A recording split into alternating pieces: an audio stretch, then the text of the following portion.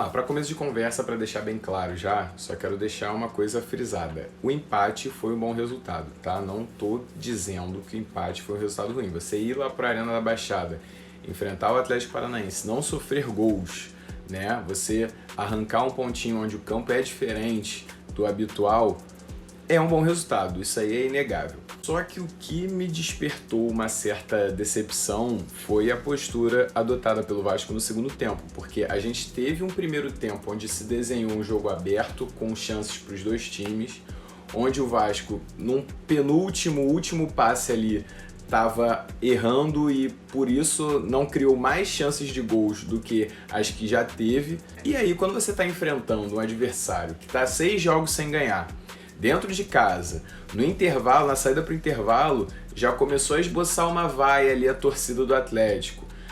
A bomba, a pressão, a cobrança maior por estar jogando em casa era do Atlético.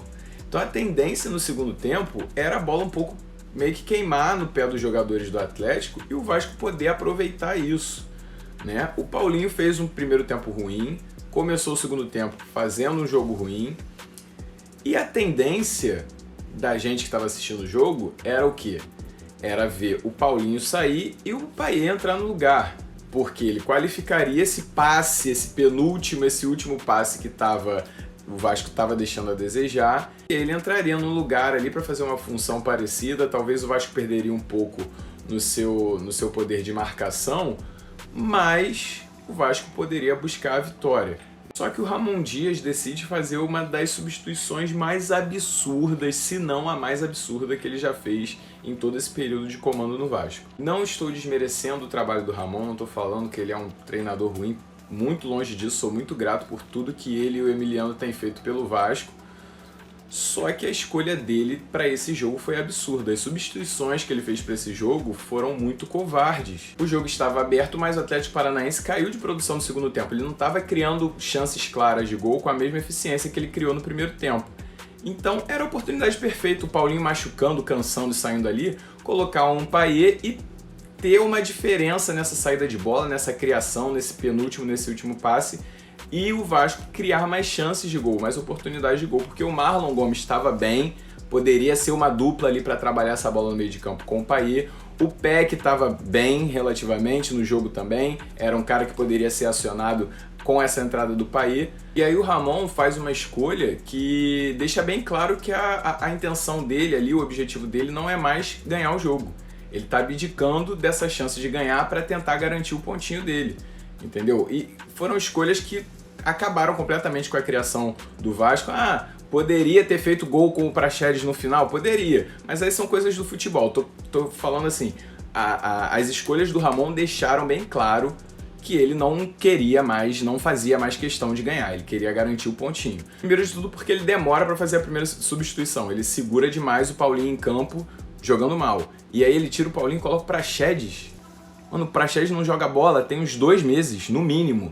Ele tá tropeçando na bola, cara. O Praxedes, ele tá conseguindo atrapalhar os companheiros de time dele. Ele não tá se atrapalhando sozinho, ele tá atrapalhando os companheiros de time dele. Tem uma bola que o Léo Pelé dribla um atacante adversário, clareia a jogada, dá um tapa na frente, passa do meio de campo pra tentar criar alguma coisa ali. O Praxedes entra na frente do Léo Pelé, se embola com a bola e devolve a posse de bola para o Atlético Paranaense. Então já começa com uma covardia de não ter colocado o Payet, com o erro de ter escolhido o Praxedes. Se não fosse colocar o Payet, que colocasse o Matheus Cocão para mim. Não sei a opinião de vocês, digam nos comentários, por favor. Tá? Mas por mim, o Praxedes não jogava mais, não entrava mais em campo com a camisa do Vasco. E aí, o que acontece? Para mim tinha que entrar o Payet, porque ele teria, como eu falei, o Marlon Gomes e o Peck para jogar junto dele durante alguns minutos ali até ele fazer as outras substituições.